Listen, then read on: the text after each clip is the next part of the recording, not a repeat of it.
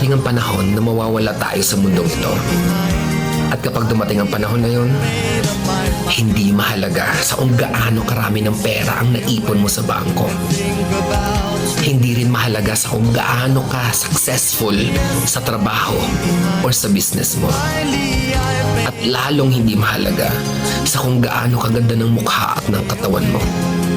Dahil ang mahalaga pagdating ng panahon na yun ay ang sagot sa tanong na naging masaya ka ba?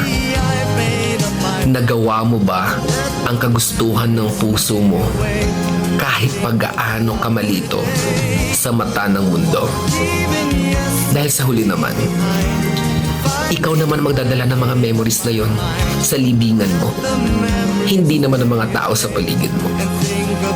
So make sure na bago pa dumating ang panahon na aalis na tayo sa mundong ito, siguraduhin mo sa sarili mo na magiging masaya ka at magagawa mo ang kagustuhan ng puso mo kahit pag-aano ka kontra ng mga tao sa mundo. Once more, the way I did before.